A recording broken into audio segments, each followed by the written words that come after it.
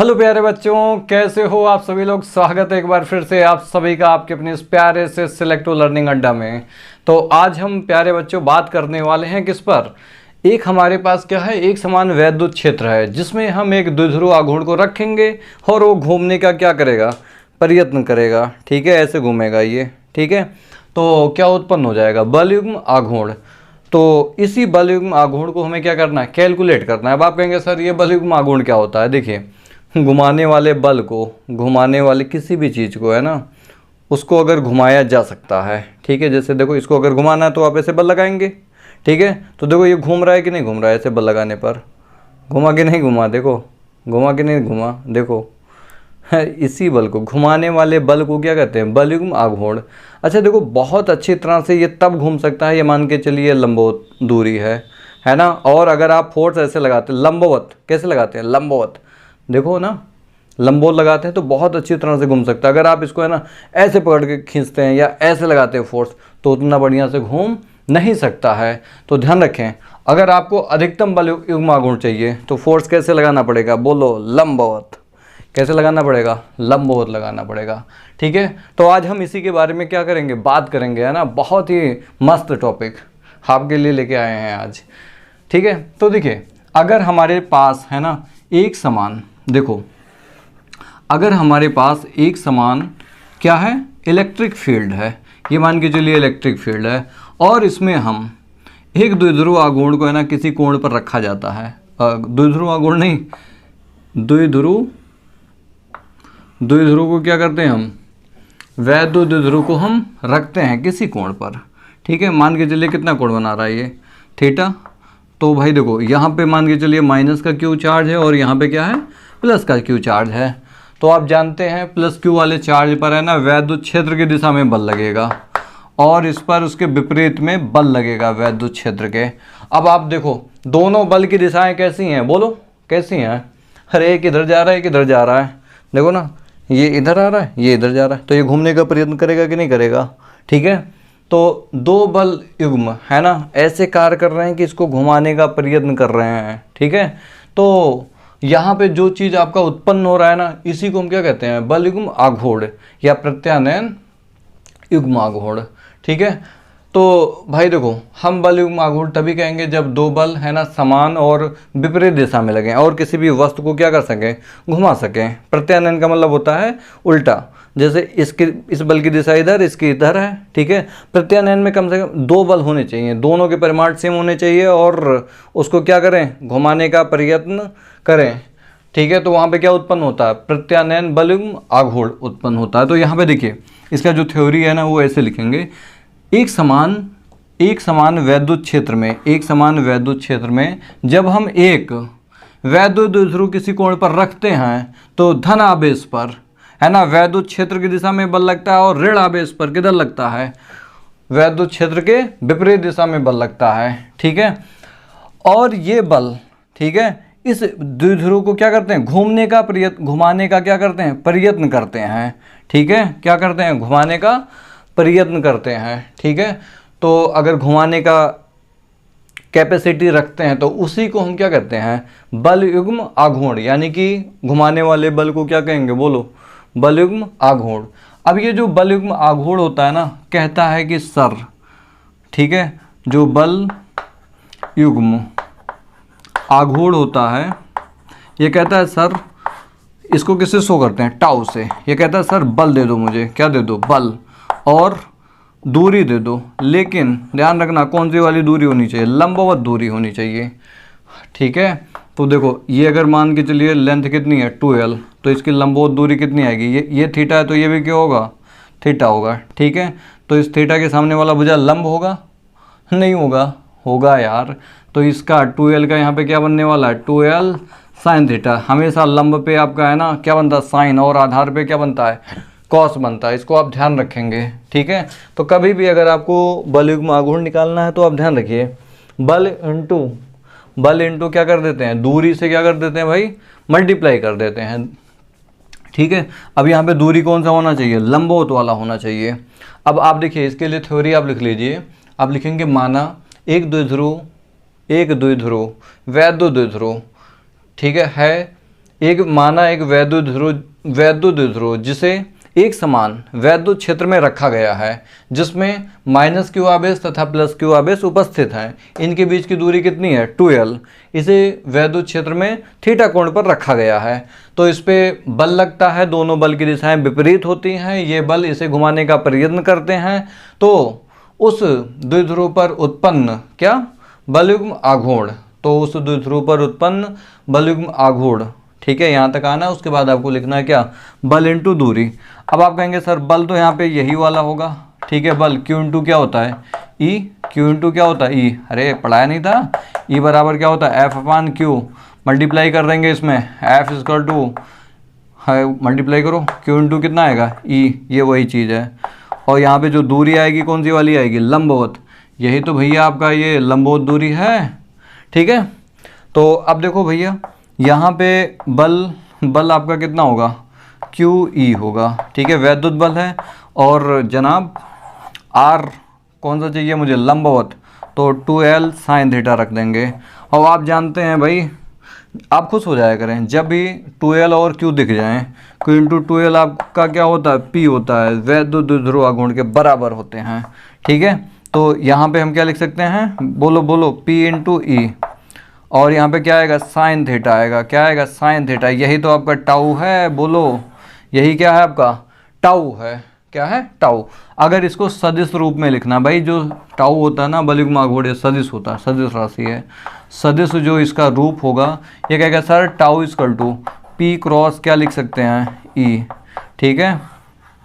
तो इसकी जो दिशा होगी P और E के तल से कैसा होगा इसका दिशा लंबवत होगा। अब हम यहाँ से कुछ केस बनेंगे, इस वाले समीकरण से कुछ केस बनेंगे, उस केस के बारे में हम डिस्कस करने जा रहे हैं। कब आपका टॉर्क अधिकतम होगा, कब न्यूनतम होगा और कब जीरो होने वाला है, ठीक है, उन सब पर हम बात करने वाले हैं। तो आप इसको नोट कर लीजिए, है ना। और इधर हम बात करते हैं केस नंबर 1, ठीक है। अच्छा आप देखिए किसी दिन द्विध्रुव को है ना ऐसे रख दिया जाए, देखो ध्यान से, प्लस Q चार्ज इधर है माइनस Q उधर है, तब क्या होगा बोलो, तब क्या होगा, क्या होगा बोलो आप, नहीं आया समझ में, ऐसे रखा गया है। तो प्लस वाला आवेश इधर और माइनस वाला इधर, तो भाई प्लस वाले को वैद्युत क्षेत्र अपनी तरफ खींचेगा और नेगेटिव वाले को वैद्युत क्षेत्र के विपरीत दिशा में जाएगा। क्या ये घूमेगा, अरे देखो ना, इसको इधर कोई खींच रहा है, इसको इधर है, ऐसे करके खींच रहा है, ये क्या जाएगा, नहीं जाएगा ना। तो ध्यान रखना इस पर कोई भी बलयुग्म आघूर्ण आने वाला नहीं है। कोण क्या होने वाला है यहाँ पे जीरो। केस नंबर 1, जब आपका E तथा P की दिशा कैसी है ना, समान दिशा में हो, किस में हो, समान दिशा में हो, समान दिशा में हो, तो है ना थीटा का मान कितना होगा 0। साइन 0 क्या होता है बोलो बायो वाले, मैथ वाले, कितना होता है 0 होता है। तो यहाँ पे टाओ यार देखो टाउ इक्वल टू क्या आएगा फी शी साइन 0, और साइन 0 का मान क्या होता है, साइन 0 का मान क्या होता है बोलो 1, कितना होता है 1, ठीक है। यहाँ अरे यार 1 कहाँ होता है, देखो ना ऊपर लिखा है। तो इसका मान 0 हो गया, तो टॉर्क का मान क्या आया 0, ठीक है। तो ये कह देगा सर मैं घूमने वाला नहीं हूँ, मैं घूमने वाला नहीं हूँ, मैं एकदम स्टेबल हूँ, मैं इधर लग रहा हूँ इधर लग रहा हूँ, हमारा कोई दूसरा किसी से मतलब नहीं है, ठीक है। ये तो केस नंबर 1 हो गया। अब हम केस नंबर 2 ये डालेंगे कि अगर ऐसा कुछ हो जाए, ठीक है, लंबवत रख दिया जाए, P की दिशा ऊपर है और E की दिशा कैसे है इधर 90 डिग्री पर है, तब क्या होगा, आराम से घूमेगा कि बहुत तेज़ी से घूमेगा, कैसे घूमेगा, हम उस पर बात करने वाले हैं। तब तक आप इसको नोट करिए, ठीक है, फिर हम बात करते हैं इस पर।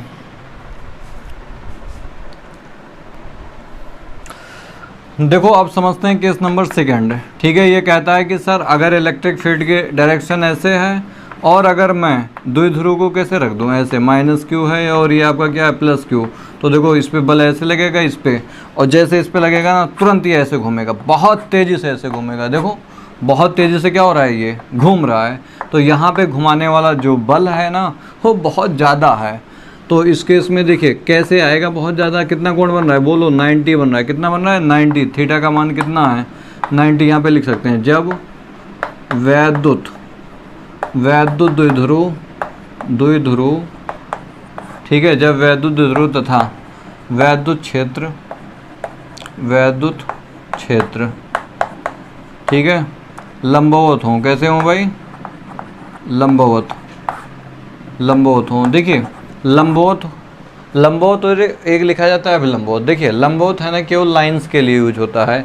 जब कहीं अगर अभिलंबवत लिखा है तो वहाँ पे क्षेत्र इंक्लूड होता है, क्षेत्रफल से रिलेटेड है तो वहाँ पे हम अभिलंबवत लिखते हैं, ठीक है। तो आप इसको ध्यान रखना, लंबवत हो तो यानी कि कितना कोण बनेगा बोलो? अरे यार 90 बनेगा। तो साइन 90 का मान कितना होता है? 1 होता है सर। तो टाउ का मान क्या आएगा? पी ई साइन कितना होगा? 90 होगा। कितना होगा? 90। तो जैसे ये 90 होगा ना, इसका मान 1 हो गया और साइन 1 होगा। क्या होगा? साइन अगर 1 है, साइन अपने अधिकतम चरम सीमा पर है, तो ये भी टाउ भी अपने चरम सीमा पर होगा, यानी कि ये मैक्स बन जाएगा। क्या बनेगा? मैक्स। यानी कि सबसे ज़्यादा आघूर्ण कहाँ पे मिलने वाला है? थीटा इक्वल टू कितना? 90 पर, यानी कि ये बराबर होगा पी ई के, ठीक है। ये बात समझ में आई कि नहीं आई? और केस नंबर 3, ठीक है, अगर ऐसा कुछ हो जाए, मान के चलिए इलेक्ट्रिक फील्ड ऐसे है और मैंने उसको पूरा पलट दिया 180 पर, प्लस का चार्ज इधर आ गया, माइनस का चार्ज इधर आ गया, ठीक है। तो देखो इस पे बल इधर लगेगा, इस पे इधर लगेगा, ये घूम ही नहीं पाएगा। यानी कि थीटा अगर आपका कितना 180 है, मतलब जब वैद्युत क्षेत्र और वैद्युत ध्रुव है ना आपस में कैसे हों? विपरीत दिशा में हों। कैसे हों? अपोजिट डायरेक्शन में हों। तो उस समय साइन 180 का मान कितना होता है? बोलो प्यारे? 0 होता है। क्या होता है? अरे यार 0 होता है। और उसके बाद अगर बात किया जाए टाउ से, साइन 0, तो ये भी टाउ भी क्या आया? 0, ठीक है। तो 180 हो चाहे आपका 0 डिग्री बने, चाहे समान दिशा में हो चाहे विपरीत दिशा में हो, हमेशा टाउ का मान क्या रहने वाला? 0। अब हम एक और इम्पोर्टेंट चीज़ बात करने जा रहे हैं, बलयुग्म आघूर्ण के आधार पर द्विध्रुव आघूर्ण की परिभाषा लिखिए। अगर ऐसा एग्जाम में आ जाए तो इसको कैसे लिखेंगे? तो बहुत ही आसान है, बस आप इसको नोट करिए और फिर मैं बात करता हूँ उस पर। अब देखिए बात करते हैं किस पर? वैद्युत द्विध्रुव पर कार्यरत बलयुग्म के आघूर्ण के पदों में, ठीक है, हम किसकी परिभाषा लिखने वाले हैं? बोलो? द्विध्रुव आघूर्ण की बात करने वाले हैं। ये कहता है कि सर जो आपने बताया था है ना, क्या टाउ बराबर पी ई मैक्सिमम वाला, ठीक है, पी ई बताया था। अगर आपका बाई चांस यदि, ठीक है, इलेक्ट्रिक फील्ड का 1 न्यूटन पर क्या हो जाए? कूलाम, यानी कि अगर वैद्युत क्षेत्र की तीव्रता एकांक है और ई और पी की दिशा लंबवत हो, तो उस समय टाउ मैक्स है ना बराबर होगा, यानी कि द्विध्रुव आघूर्ण अधिकतम जो होगा ना बराबर होगा किसके? पी के, ठीक है। तो यहाँ से मुझे एक डेफिनेशन बनानी है। पी बराबर है किसके? बोलो किसके बराबर है? द्विध्रुव बलयुग्म आघूर्ण के बराबर है। कैसे आया ये? तो आप कहेंगे देखो, किसी वैद्युत द्विध्रुव का आघूर्ण, ठीक है, वह अधिकतम बल आघूर्ण के क्या होता है? बराबर होता है, जब वैद्युत क्षेत्र है ना, जब वह एकांक वैद्युत क्षेत्र में अभिलंबवत रखा हो। कुल मिलाकर के देखिए, ये आपका एक इलेक्ट्रिक फील्ड है। क्या है? Electric field. ई की वैल्यू कितनी होनी चाहिए? 1 न्यूटन पर कूलाम। और जो आपका द्विध्रुव आघूर्ण रखा जाए ना, वो कैसा रखा जाए? लंबवत। प्लस का क्यू है ये, माइनस का क्यू है, तभी ऐसा कंडीशन बन सकता है। तब जा कर के आपका जो P होगा है ना, वो किसके बराबर आ पाएगा? टाउ मैक्स के बराबर आ पाएगा, ठीक है। तो देखो इसका डेफिनेशन कैसे बनाना है। वैद्युत द्विध्रुव आघूर्ण, ठीक है, अधिकतम बल युग्म आघूर्ण, वैद्युत द्विध्रुव आघूर्ण, ठीक है, अधिकतम, मैक्स का मतलब क्या? अधिकतम बल युग्म आघूर्ण के बराबर होता है जब वैद्युत द्विध्रुव है ना एकांक वैद्युत क्षेत्र में लंबवत रखा हो। कैसा रखा हो? लंबवत रखा हो। तो इसको मैं यहाँ पे नीचे नोट डाउन कर देता हूँ, ठीक है। देखिए मैंने यहाँ पे इसको नोट कर दिया है कि भाई जो वैद्युत द्विध्रुव आघूर्ण होता है उस पर कार्यरत बल युग्म आघूर्ण के बराबर होता है। कब होता है? जबकि वह एकांक वैद्युत क्षेत्र की तीव्रता में है ना कैसा रखा हो? लंबवत अगर किसी कोण पर रखा है ना तो ये नहीं होगा डेफिनेशन। कैसा होना चाहिए बोलो, लंबवत होना चाहिए, ठीक है। तो देखिए ये एग्ज़ाम में आपके एग्ज़ाम के लिए बहुत ही ज़्यादा इंपॉर्टेंट है, 3 नंबर में डायरेक्ट आता है। अगर उसमें बोला जा रहा है कि भाई किसके आधार पे, वैध दुध्रु आघूर्ण, ठीक है, मतलब जैसे इसमें ये बोल दें बलयुग्म आघूर्ण के आधार पर, ठीक है, वैध दुध्रु को परिभाषित कीजिए, तो आप ये लिखेंगे। लेकिन अगर ये बोला जाए वैध दुध्रु की परिभाषा लिखिए या वैध दुध्रु आघूर्ण की परिभाषा लिखिए, तो आप कह देंगे सर जो 2 आवेश होते हैं उनमें से किसी एक आवेश का परिमाण और बीच की दूरी का जो गुणनफल होता है उसी को हम क्या कहते हैं, द्विध्रुव आघूर्ण कहते हैं। लेकिन अगर बोल दे बलयुग्म के आधार पे तो आपको ये लिखना है, वो लिख के आएंगे तो गलत काट देगा, ठीक है। तो इतना आप नोट कर लें, यही पूछा जाता है, वो नहीं पूछा जाता है। अब बात करते हैं एक न्यूमेरिकल पर जो आपके बोर्ड में है ना ऐसे ही आते हैं, ठीक है। देखिए बहुत ही आसान होते हैं। बोल रखा है भाई 2 न्यूटन पर कूलाम, ये क्या चीज़ है, न्यूटन पर कूलाम किसका मात्रक होता है बोलो, वैद्युत क्षेत्र का होता है। 2 न्यूटन पर कूलाम वैद्युत क्षेत्र से कितने कोण बनाता है, थीटा बराबर कितना 30, ठीक है। कोण पर 1 कूलाम मीटर, 1 कूलाम मीटर किसका मात्रक होता है, द्विध्रुव आघूर्ण का, पी यानी कि 1 कूलाम मीटर दे रखा है आपको। ये एक वैद्युत ध्रुव रखा जाता है, द्विध्रुव पर लगने वाले बलयुग्म आघूर्ण की गणना कीजिए, टाउ बताना है, बोलो क्या होगा, पी ई, कोण दे रखा है, क्या लगा देंगे, साइन थीटा। अच्छा देखो अगर किसी दिन बोलता अधिकतम निकालना है मुझे, तब भाई आपका यहाँ पे साइन कितना होता है, 90 होता, भले ही कोण दिया होता। अगर अधिकतम निकालना होता तो क्या करते हैं, यहाँ पे 90 रख देते, क्या रख देते, 90। अच्छा कोई दिक्कत नहीं, यहाँ पे अधिकतम की बात नहीं कर रखा है, कोई बात नहीं, यहाँ पे थीटा रख दो, पी रख दो, ई रख दो। पी का मान 1 है, ई का मान 2 है, और बोलो थीटा का मान कितना है, साइन 30, कितना, साइन 30, साइन 30 का मान, अरे बोलो यार कितना आएगा, 1/2, ठीक है। उठा के यहाँ पे पटक देंगे, टाउ इक्वल टू कितना 1, इसका मल्टीप्लाई करेंगे 2 आएगा, इंटू 1 कितना 2, ये कट गए पिट गए, कितना आया 1 न्यूटन मीटर। इसका मतलब क्या होता है, न्यूटन मीटर होता है, ठीक है। तो आपको शायद ये समझ में आया होगा।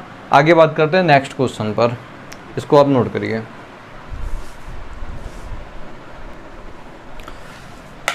देखिए अब आपके लिए एक बहुत प्यारा सा क्वेश्चन, ये क्वेश्चन है ना नीट तो 2016 में आ चुका है, ठीक है। और ये बहुत ही अच्छा है, ऐसे आपके क्वेश्चन है ना बोर्ड में भी आ जाते हैं थोड़े, तो ये बहुत घटिया क्वेश्चन है, बस आ गया तो कर लेते हैं, ठीक है। तो देखिए हम क्वेश्चन पहले पढ़ेंगे। एक वैद्युत द्विध्रुव को है ना 2 × 10⁵ न्यूटन पर कूलाम तीव्रता, ये किसका मात्रक होता है बोलो आप, वैद्युत क्षेत्र की तीव्रता का मात्रक होता है ना। तो ई का मान दे रखा है कितना, 2 × 10⁵ वैद्युत क्षेत्र से कितना कोण बनाता है बोलो, 30 बनाता है, ठीक है। रखने पर उस पर 4 न्यूटन मीटर, ये किसका मात्रक है, टाउ का, ठीक है। क्या होता है, न्यूटन मीटर, क्या न्यूटन मीटर है, 4। बलयुग्म आघूर्ण लगता है, यदि द्विध्रुव आघूर्ण की लंबाई L बराबर कितना है, 2 सेंटीमीटर है, तो आपको क्या बताना है, उस पर आवेश होगा, यानी कि Q का मान निकालना है। तो आप कहेंगे सर टाउ और ई और पी में हम एक रिलेशन जानते हैं, टाउ इक्वल टू है ना क्या होता है, पी ई साइन थीटा होता है, ठीक है। देखो पी के अंदर आवेश होगा कि नहीं होगा, तो इसको ओपन कर दो। टाउ इक्वल टू पी की वैल्यू कितनी है बोलो आप ध्यान से, क्या होता है, क्यू इंटू इनके बीच का लंबाई, ठीक है। द्विध्रुव की लंबाई दे रखा है यानी कि 2L होती है, 2L कितना 2 सेंटीमीटर, सेंटीमीटर को मीटर में बदलेंगे, माइनस का 2 होगा भाई। ई का मान कितना है, अरे ध्यान से देखो, टाउ का मान आ चुका था 4, और ये हमने पी का मान रखा है क्यू इंटू क्या 2L, 2L की लंबाई कितनी है 2 सेंटीमीटर, सेंटीमीटर को किस में बदला, मीटर में बदला। ई का मान रखो यहाँ पे, ई का मान कितना है 2 × 10⁵ कितना 5, और यहाँ पे साइन कितना बनेगा बोलो 30, कितना बनेगा 30, मान रख दो फटाफट, ये 2 से ये 4 कट जाएगा कितनी बार 2 टाइम्स, तो आपका जो बचा Q × 10⁻²। अच्छा इसको सॉल्व कर लेते हैं, तो यहाँ पे आपका 2 आएगा इंटू, अच्छा ये 2 से ये भी 2 कट जाएगा, तो इधर क्या बचेगा 1, क्या बचेगा 1। अच्छा ये सॉल्व करेंगे तो 10 के पावर कितना आ जाएगा 3, और इधर साइन 30 का मान कितना आएगा, बोलो ध्यान से, 1/2। ठीक है, इसका गुणा इसमें कर लें तो 2 इक्वल टू है ना q इंटू कितना 10⁻3। इसको इसके पास भेज दो तो q बराबर क्या आया 2/10⁻3, इसको ऊपर भेज देंगे। ठीक है, तो यहाँ पे क्या लिख सकते हैं 2 इंटू 10⁻³ ये आपका कूलाम में है, काय में है, कूलाम में। आंसर किस में आ रहा है, माइक्रो में या मिली में? तो माइक्रो तो बन नहीं सकता, मिली बन सकता है। तो आपका यहाँ पे जो आंसर होगा क्या होगा, मिली कूलाम होगा। ठीक है, तो आपका यहाँ पे कौन सा ऑप्शन सही है, सी ऑप्शन सही है। ठीक है, तो आप इसको नोट करिए। आगे एक और बढ़िया सा क्वेश्चन लेते हैं जेई का। देखिए आपके सामने एक और बढ़िया सा प्यारा सा क्वेश्चन, और इस पे हम डिस्कस करते हैं बहुत सारे पॉइंट्स। देखिए हमारे पास क्या है, एक वैध द्विध्रुव का स्थिर वैध द्विध्रुव आघूर्ण क्या है भाई, पी वेक्टर है, जो एक्स अक्ष से कितने कोण पर रखा जाता है, थीटा। ठीक है, तो देखिए ये आपका एक्स हो गया, तो ये आपका क्या हो गया, वाई अक्ष हो गया। ठीक है, और एक्स अक्ष से कितने कोण पर रखा गया, इसे थीटा पे रखा गया है। ठीक है, ये पी हो गया। अच्छा देखो, कभी भी है ना थीटा बन जाए आपकी ज़िंदगी में तो ध्यान रखना, हम क्या करते हैं भाई, इसका कंपोनेंट कर देते हैं। इसका एक कंपोनेंट पी एक्स आएगा और इधर आपका एक क्या आएगा, पी वाई आएगा। ठीक है, और अगर ये कभी भी है ना इसका स्लोप निकालना पड़े, मान लो, चलो आगे बात करते हैं। थीटा कोण बनाता है, बिल्कुल सही, वैद्युत क्षेत्र E1, मतलब एक आपका क्षेत्र आई की तरफ है, E1 का मान कितना है, E1 बराबर ई आई कैप। ठीक है, कोई दिक्कत नहीं, रखने पर यह आघूर्ण उत्पन्न करता है कितना, τ1 बराबर कितना, टाउ इंटू के कैप। ठीक, का अनुभव करता है। और वैद्युत क्षेत्र, जब हम वैद्युत क्षेत्र कितना करते हैं, E2 करते हैं, कितना करते हैं, E2, तो ये कितना उत्पन्न करता है, √3 है ना E1 जे कैप। ठीक है, यानी कि वाई दिशा में जाता है, पहले आई में आता है फिर कितना जाता है, जे। तो कोई दिक्कत नहीं भाई, यहाँ पे चाहे E1 की वैल्यू क्या लिख देंगे हम, ई लिख सकते हैं डायरेक्ट। ठीक है, ठीक, अब आगे देखिए, और उसके बाद यहाँ पे ई लिखते हैं ना, E1 नहीं है, ई है केवल। ठीक है, रखने पर यह बलयुग्म आघूर्ण उत्पन्न करता है कितना, τ2 बराबर कितना, -τ1 है ना, और τ1 की वैल्यू कितनी है, जे, तो माइनस के टाउ इंटू के कैप। ये नेगेटिव का है और ये आपका कैसा है भाई, पॉजिटिव का है। ये नेगेटिव का है, ये नेगेटिव का है, ये कैसा है, पॉजिटिव का है। अब आप कहेंगे अब सर क्या करेंगे, आपको तो क्या निकालना है, कोण। देखो बहुत ही आसान है, आप एक चीज़ जानते हैं ना, टाउ इक्वल टू क्या होता है, tau equal to P cross क्या होता है, ई। ठीक है, तो ये नेट की बात कर लेते हैं, सब नेट की बात कर लेते हैं, सब नेट लिखा जाएगा। कितने टाउ थे, 2, τ1 प्लस τ2, वेक्टर की तरह बात करनी है। ठीक है, पी नेट, तो देखो एक आपका P1 है ना, एक P1 आएगा। P1 देखिए ये खुद कह रहा है, ये किसकी तरफ काम कर रहा है, जो कि एक्स अक्ष से कितना कोण बनाता है, थीटा। तो देखो जो ई है ना, एक बार एक्स अक्ष के अलॉन्ग आया और एक बार वाई अक्ष के अलॉन्ग आया। तो यहाँ पे जो आपका पी आएगा ना, वो एक्स का मतलब आई कैप होगा, और पी का क्या होगा, बोलो, जे कैप होगा। ठीक है, और हम क्या करेंगे ना, क्रॉस करेंगे, E1 प्लस E2 दोनों को ऐड कर देंगे, E1 प्लस E2 को ऐड कर देंगे वेक्टर तरीके से, और इसी को सॉल्व कर लेंगे, हमारा आंसर आ जाएगा। देखो E1 की वैल्यू कितनी है, E1 आपका कितना है भाई, बोलो, टाउ की बात हो रही है, जे टाउ इंटू के कैप माइनस, भाई ये माइनस के साथ है ना, टाउ इंटू कितना, के कैप बराबर। अब देखिए यहाँ पे आपका P I cap plus P J cap, ये तो ऐसे ही रहने वाले हैं क्रॉस। E1 की वैल्यू कितनी है, E1 ई आई कैप प्लस E2 की कितनी है, √3 ई जे कैप। ठीक है, इसी को सॉल्व करना है यार। ये तो आपका इधर 0 आ गया, अब इधर आप क्रॉस मल्टीप्लाई करिए। देखिए आई का आई में करेंगे तो 0 हो जाएगा, कोई कुछ नहीं मिलने वाला। फिर आई का किस में करेंगे, जे में करेंगे। तो देखो आपको एक चीज़ याद होना चाहिए, आई जे के। अगर हम ऐसे जाएंगे तो पॉजिटिव लेते हैं, आई का जे में करेंगे तो क्या मिल जाएगा के, अगर अपोजिट घूमेंगे तो इधर जाएंगे तो निगेटिव कर लेंगे। ठीक है, तो देखो हम पी से किस में करने वाले हैं मल्टीप्लाई, किस में करने वाले हैं, देखो आप ध्यान से। अरे नहीं समझ में आया तो आप इसको है ना एक्स वाला कंपोनेंट मान लो और इसको क्या मान लो, वाई वाला मान लो। ठीक है, हमारे पास ये कह रहा है ना पी जो है ना वो थीटा कोण पर है, तो हमने एक्स वाले कंपोनेंट में क्या माना, पी एक्स आई कैप होगा और इधर क्या होगा, पी जे। कोई बात नहीं, यहाँ पे आप एक्स लिख सकते हैं, यहाँ पे क्या लिख सकते हैं, वाई। ठीक, अब उसके बाद मुझसे थीटा ही तो बोला था, ये थीटा निकालना। थीटा के लिए हम क्या करेंगे ना, टेन थीटा लगा देंगे। ये कहता है लंब बटे क्या होगा, आधार। अगर हमारे पास पी वाई अपन क्या आ जाए, पी एक्स, तो हमारे पास क्या जाएगा, टेन थीटा, थीटा निकाल लेंगे। ठीक है, तो पहले नंबर तो आप यहाँ से कुछ रिलेशन इस्टेब्लिश करिए। इसका इसमें क्या जीरो हो गया, क्यों, आई का आई क्रॉस आई सेम का सेम में करते हैं जीरो, फिर आई का जे में किया तो क्या बन जाना चाहिए, के। तो आप यहाँ पर देखो पी एक्स ई है ना, और √3 आपका आगे लग जाएगा यार। ठीक है, और आई का जे में करेंगे क्या बन जाएगा, के कैप। ठीक, अब उसके बाद देखिए इस जे का है ना आई में करेंगे तो देखो जे क्रॉस अगर ऐसे जाएंगे तो निगेटिव होगा, यानी कि आपका क्या बनने वाला है भाई यहाँ पे, इसका देखो इसका तो इसमें कर दिया, अब इसका इसमें करना है। तो आपका आएगा पी वाई ई और माइनस आगे आ जाएगा, क्योंकि जे क्रॉस क्या होता है, आई मतलब जे क्रॉस आई क्या होता है, माइनस का के होगा। ठीक है, ऐसे जाएंगे तो निगेटिव का होगा, तो ये निगेटिव लग गया। अब उसके बाद है ना इसका मल्टीप्लाई जे में करेंगे तो क्या आ जाएंगे, जीरो। तो अब आप एक चीज़ देखिए, पी एक्स और पी वाई, अब इनको हम अलग कर सकते हैं। हमें क्या चाहिए, पी वाई अपान पी एक्स।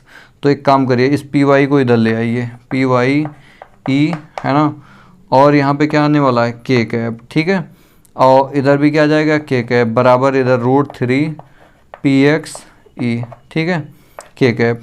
तो ये आपके क्या होंगे भाई, कैंसिल आउट हो जाएंगे। इस पी एक्स को इधर भेज दो,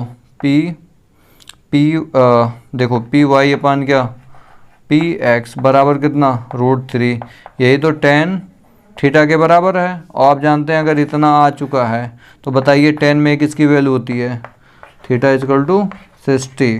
कितनी होती है, थीटा इजकल टू 60। तो यहाँ पे आंसर कौन सा होगा, आपका 5 नंबर होगा। तो आई होप आपको ये समझ में आया होगा। और अब हम मिलेंगे आपसे एक अच्छे से प्यारे से नए चैप्टर्स में, हम वहाँ पे बात करेंगे गॉस प्रमेय क्या होता है। ठीक है, उसके भी हम बहुत सारे क्वेश्चन करने वाले हैं। अगर आप इस चैनल पर नए हैं तो भाई दबा के शेयर करो इस वीडियो को, और अगर अभी आप तक है ना इस चैनल को सब्सक्राइब नहीं कर रखे हैं तो आप जानते हैं क्या करना है, सब्सक्राइब करो। ठीक है, चलो मिलते हैं नेक्स्ट लेक्चर में।